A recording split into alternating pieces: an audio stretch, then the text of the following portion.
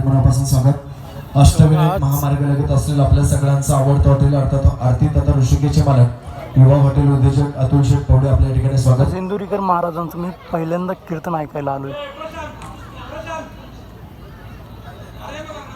सुधीर शेठ डमडेरे तळेगाव काठापूरमध्ये आपल्या ठिकाणी स्वागत। आता महाराज येतील थोड्याच वेळात। शिवाजी शेठ थोरात, पीके दादा, प्रशांत दादा करंडे आपलं स्वागत। सुरेश शेठ गाडग्यांचं आगमन या ठिकाणी झालेलं आहे, मनापासून स्वागत।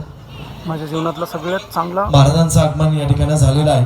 दिवस महाराज आले वाटतं। नागापूर या ठिकाणी महाराज आलेले आहेत। पुढच्या 5 ते 10 मिनिटात महाराज या ठिकाणी पोहोचतात। इंदुरीकर महाराजांचं कीर्तन। अनंत शेठ दाते, दादाभाऊ शेठ दाते, प्रगत उद्योग समूहाचे मालक आपल्या स्वागत। सुदाम शेठ दाते आपल्या ठिकाणी स्वागत। गोरक्ष शेठ दातेंचं आगमन या ठिकाणी झाले, मनापासून स्वागत। वाघाजी गणाजी दिघे मुकादम व सौ सुंदरबाई वाघाजी दिघे यांचं अभिष्ट चिंतन सोहळा या कार्यक्रमाच्या निमित्तानं उपस्थित असलेल्या या पंचक्रोशीतील विविध क्षेत्रातील मान्यवर, दिघे परिवारातील नातेवाईक, आप्तेष्ट, मित्र परिवार, आपण सर्वजण मंडळी या ठिकाणी उपस्थित झालेला आहात।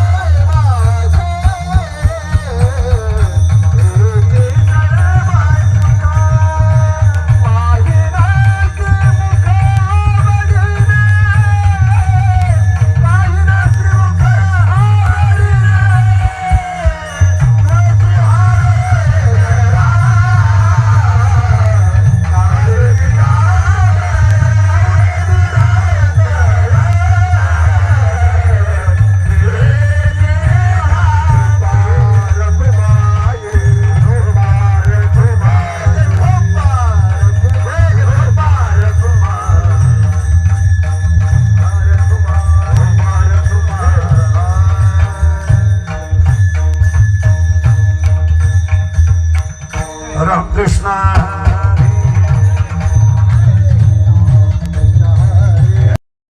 पैसा संपला, तुम्ही जगातून संपले।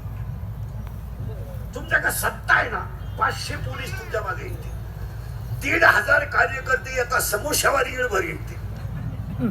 नाही घडले आपल्याला बेटा, एक जमीन मिळणार नाही। तुमचं अख्खं गाव जर वाहिलं निघलं ना, तुमचं अख्खं गाव, एकाही माणसाला 30 एकर जमीन नाही तुमच्या गावात। असलं कोणी तर त्याला बोटवर का म्हणा, वाहिलं निघालं 30 एकर जमीन मिळणार नाही, जमीन मिळणार नाही। आज विकणारे कमी आहेत, घेणारे जास्त आहेत। 2 एकर वाल्याला 2 आहे, किती आली? 1 एकर वाल्याला 2 आहे, 20-20 गुंठे। घर तर प्रत्येकाला पाहिजे, गाडी तर प्रत्येकाला पाहिजे। 10 वर्षात तुम्ही फिरणार काय?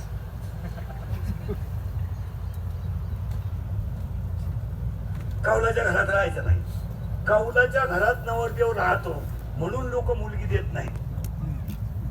इतके सुधारलेत लोक, फक्त कडक कपडे घालायचे आणि बँकेची लोन काढायचे आणि हप्ते फेडीत राहायचे, उत्पन्न झिरो। लोकांना दाखवायचं हे काय, त्यातलं बँकेत नेलं का म्हणायचं पाहुणे नांगरा गेला।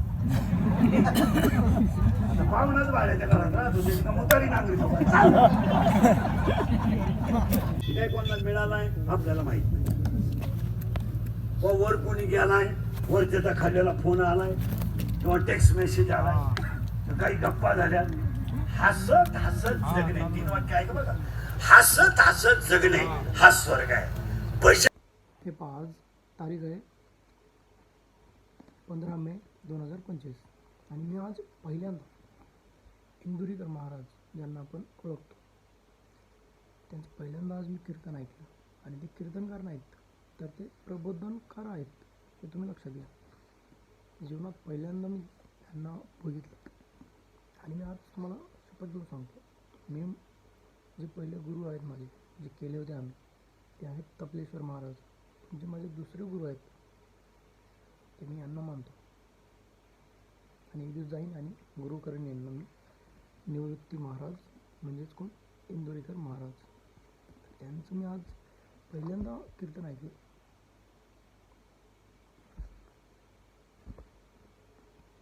ते कॉमेडी नसतं त्यांची, पण ते सांगतात. त्यांची जी म्हणतो ना प्रत्येक स्टाईल असते सांगण्याची, ते आहे.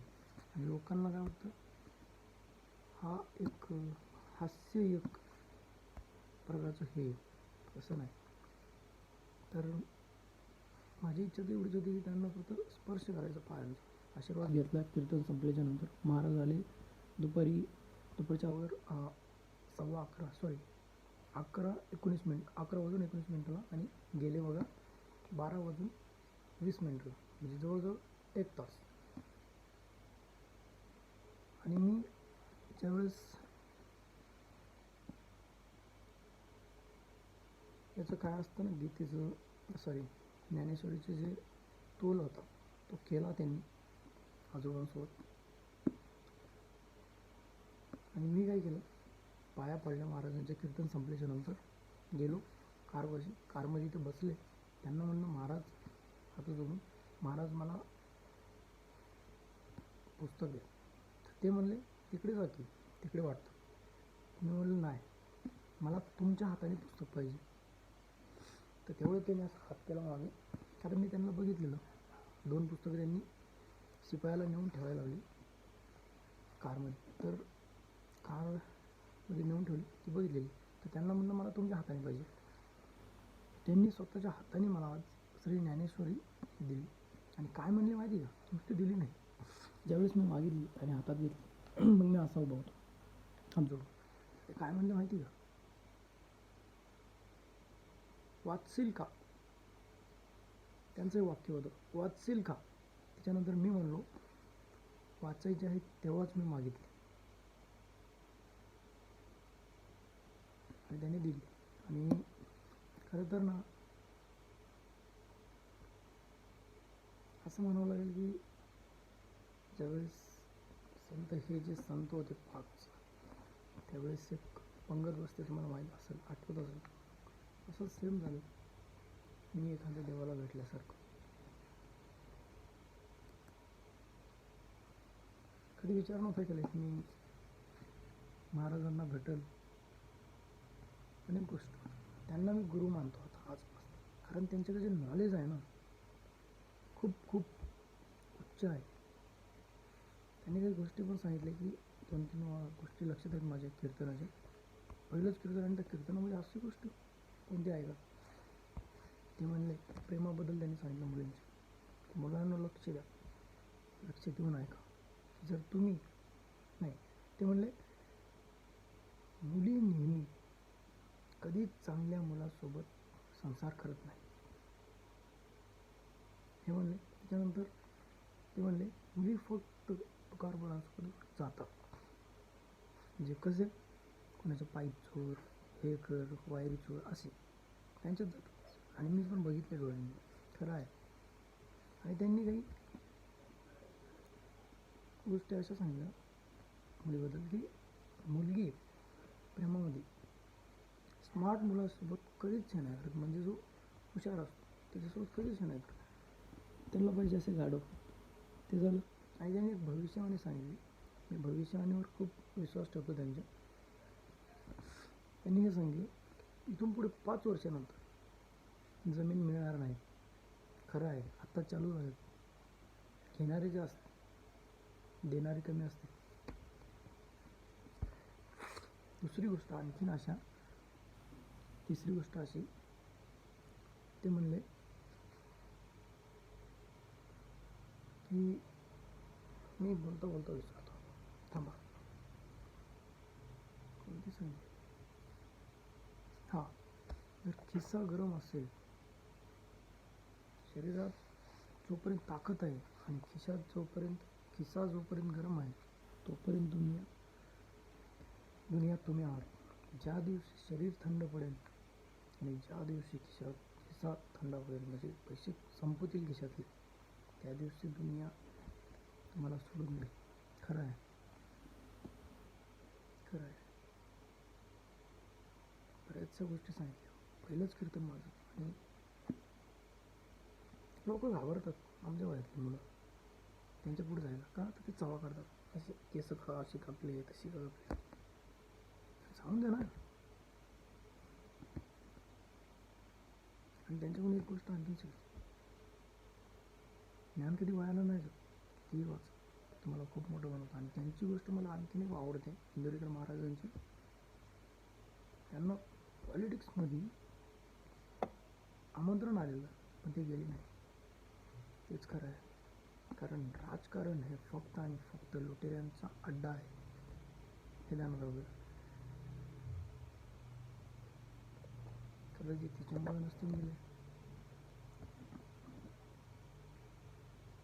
महाराजांचं ते वाक्य खूप आवडलं मला. वाचशील का पण ज्यावेळेस ती माझ्या हातात ज्ञानेश्वरी दिली त्यांनी, त्यावेळेस ते म्हणले, वाचशील का पण. खरं बोलले.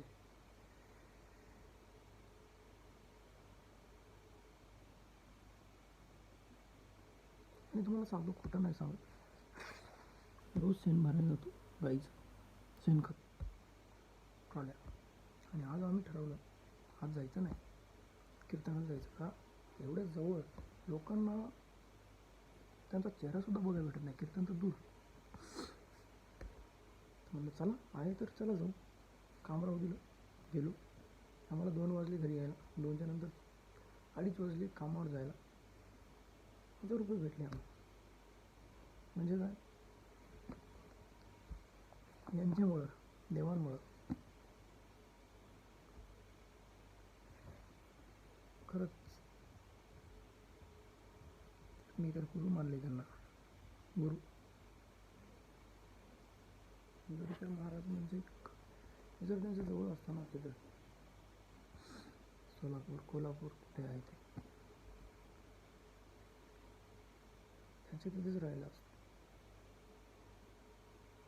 काम घ्या माझ्याकडून, बट मला हे करून द्या.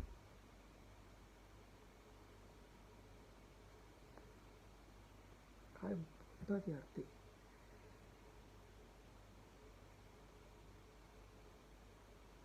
आणि त्यांनी गोष्ट आणखीन एक सांगितली, आजच्या काळात, कलियुगात, आजच्या काळात म्हणजे आमच्यासारखी मुलं असताना, ज्यांचे वडील म्हणजे आमचे जे वडील आहेत, आजच्या काळात बापावर कर्ज नाही, मुलावरती आहे. काय प्रश्न स्वतःला विचारा. हे पण म्हणले ते.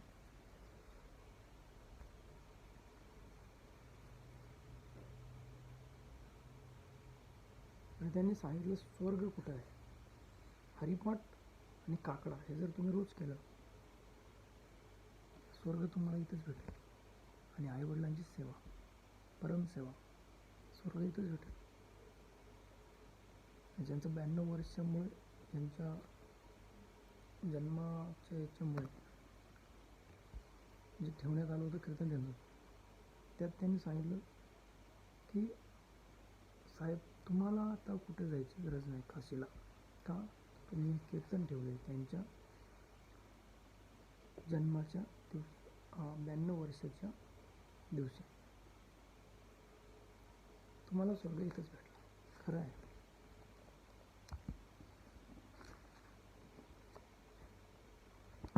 याच्यावर कधीतरी व्हिडिओ बनवेल मी, बनवतो. तर बघा मला ना एकदम अशी शुद्ध भाषा बोलायला आवडत नाही, लोकांना समजत नाही, त्याच्यामुळे शुद्ध बोलावं लागते. माझे अनपढ आहे हो. आम्ही काय विदर्भवाडा आणि मराठवाडा दोन्हीतले पण, त्याच्यामुळं बोलायला आवडत नाही लई शुद्ध. बस हेच सांगायचं होतं. कधी विचार नव्हता केला की मी त्याचं कीर्तन आम्हाला कधी भेटेल, कधी विचार नव्हता केला, कधीच नाही. जसं की असं वाटतं की देव घड.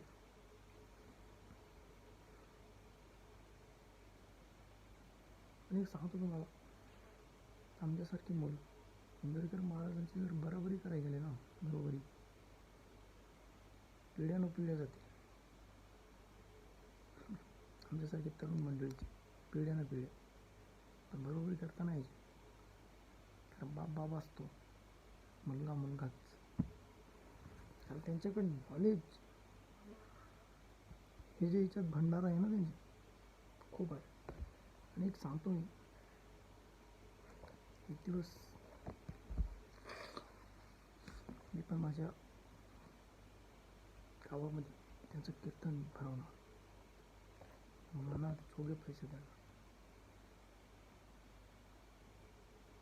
आणि आणखीन एक गोष्ट मी माझ्यातर्फे मी सांगतो तुम्हाला, बरेचसे लोक असतात, प्रथम ते जाऊ दे पॉईंट बरं घ्या. बरेचसे असे लोक असतात जे काय करतात माहिती का, इंदोरीकर महाराजांचे कीर्तन ऐकतात आणि नंतर काय म्हणतात माहिती का, काय म्हणतात माहिती का,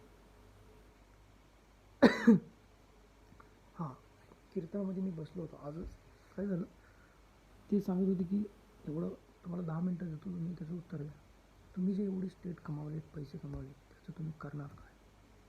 कोणीच बोलणार. मग तेवढेच माझ्या साईडची मंडळी दोघं तिघे ते बोलत होते की तू पण तर कमावतोस, म्हणजे इंदोरीकर महाराजांना म्हणतात ही दोघं मंडळी की तू तर कमावतोस, तर मग तू तर तुझ्या मुलासाठी देत असेल एकमेकांमध्ये. त्यावेळेस माझ्या मनात विचार आला, यार कीर्तन ऐकाय आलेत त्यांची कमतरता हे करण्यासाठी, त्यासाठी आले. म्हणजे लोकांना ना हे नाही कळत की ते काय सांगतात, ते नाही त्यांना लगेच चालू असं झालं तसं झालं, इंदोरीकरला काय कळलं, हेड आहे कशाला. आणि दुसरी गोष्ट आणखीन अशी, ते झालंच.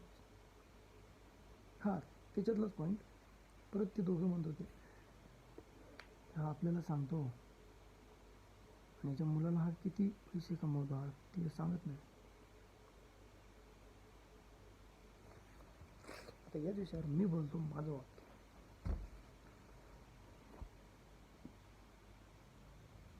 कोणतं बघा,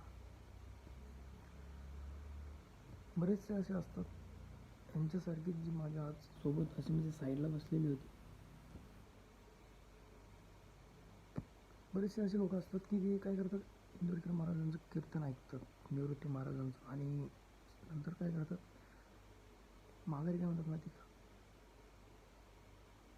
हे एवढे पैसे घेतात, यांनी जर कमी घेतले तर लोक आणखीन यांना कीर्तन देतील. अरे बाबा लई कीर्तन आहेत त्यांच्यावर, थप्पी लागली अशी. त्यांना कसं वाटतं कधी मी उरकवतो हे काम यांचं. एक सांगू ना, कीर्तनकार तुम्ही खूप चांगले आहात, प्रबोधनकार. पण एक आणखीन सांगतो, जे लोक महाराजांना बोलवतात ना कीर्तन करण्यासाठी, प्रबोधन हे करण्यासाठी, माझी विनंती असेल तुम्ही ना एक हे करा, नुसते 50,000 नका देऊ. त्यांनी जर नुसते 50,000 नाही, त्यांची हाईट सांगतो मी काय, जर 50,000 घेत असतील ना, घेऊ द्या. तुम्ही नका दोस्त तोंड घेऊ, असतात ना काही जण, तुम्ही हे नका करू, घेऊन द्या. उलट त्यांनी 50,000च फक्त घेतले एका कीर्तनाचे, 40 ते 50,000. त्यांनी असे महाराज लोकांचे गळे कापून पैसे नाही कमावले हो.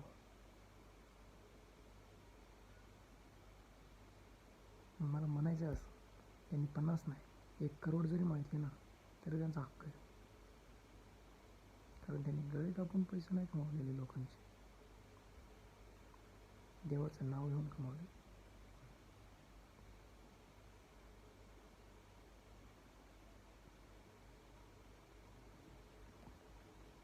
मला हसू येत होतं की ते महाराज तिकडे हे करतात आणि यांची गप्पा इकडं, हे तर असं आहे तसं आहे. आणि महाराजसुद्धा मी चुकी झालो, महाराजसुद्धा तिथं म्हणतात, मी गेल्याच्या नंतर हे लोक म्हणणार धंदा आहे त्याचा. मग महाराज तुम्ही जायच्या अगोदर त्यांचं चालू झालेलं ते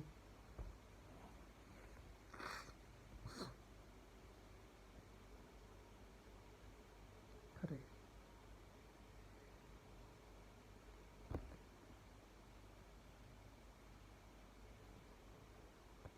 एवढं म्हटलं म्हणजे एवढी बुद्धी आहे ना त्यांच्याकडं, खूप खूप म्हणजे खूप टॅलेंट आहे त्यांच्या. तसे माणसं जर राजकारणात आली ना आणि इमानदार जर राहील, काय राजकारण होईल. पण आजकाल राजकारणामध्ये किडे लागले प्रत्येक राजकारणाला, आणि त्या किड्यांचं नाव आहे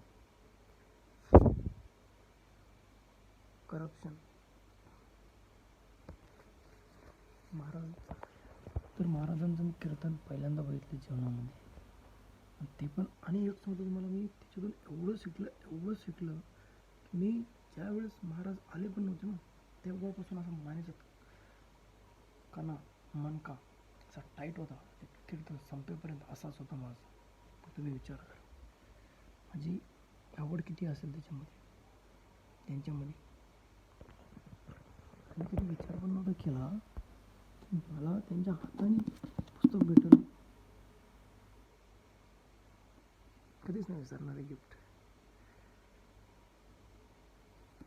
सही घ्यायला पाहिजे होती पण एवढा टाईम नव्हता त्यांच्यावर. हां, आणखीन गोष्ट, जी अशी मोठी माणसं असतात ना मनाने किंवा कामामध्ये व्यस्त, म्हणजेच इंदुरीकर महाराजांचं, त्यांच्याकडनं असा वेळ नसतो, अजिबात वेळ नसतो.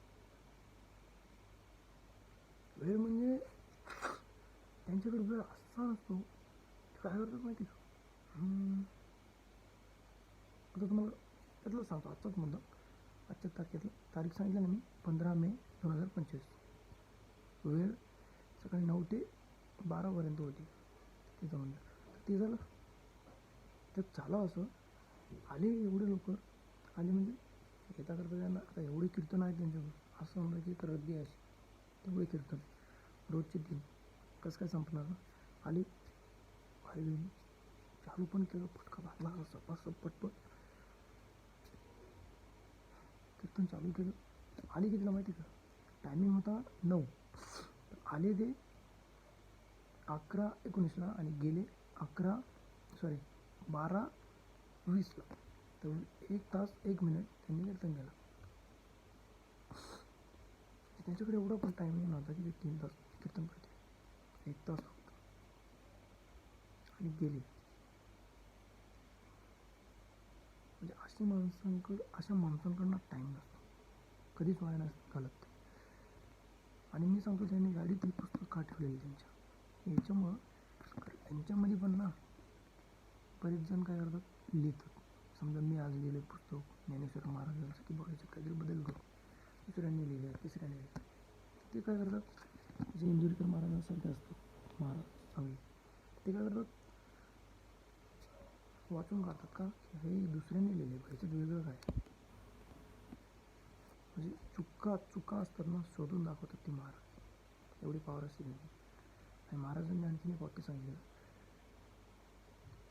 विसरलं मी.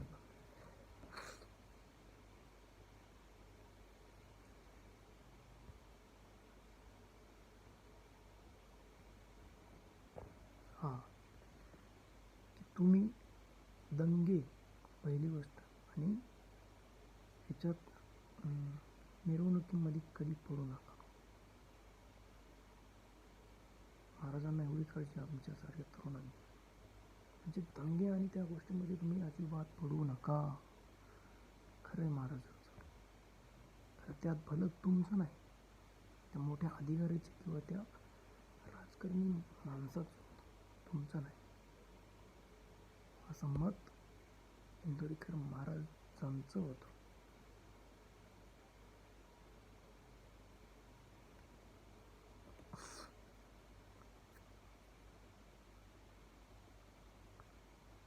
त्यांच्या कीर्तनामध्ये ना ते हसत नसतात. तर तुम्हाला एक सांगतो, त्यांनी जर हसणे बंद केलं ना आणि नुसतं कीर्तन चालू केलं ना, प्रबोध करणे, लोक बसायचे नाही का माहिती. त्यांना माहिती लोकांना कशा पद्धतीने मी सांगू शकतो. प्रकार असतात, गणित एक समजत नसेल तर त्याची तोड असतात, वेगवेगळ्या प्रकारे आपण त्याला समजू शकतो. तसंच कीर्तनात पण आहे. तर असतो आता पुस्तक वाचून काढलं,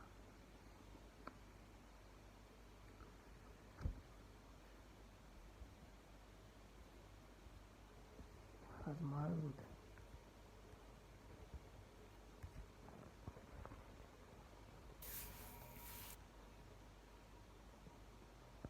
आणि वेळ जर भेटला ना मला कधी तर महाराजांना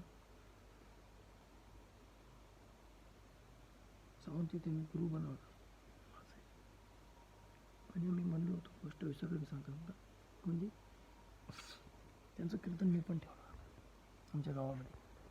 ज्यावेळेस माझा किस्सा गरम असेल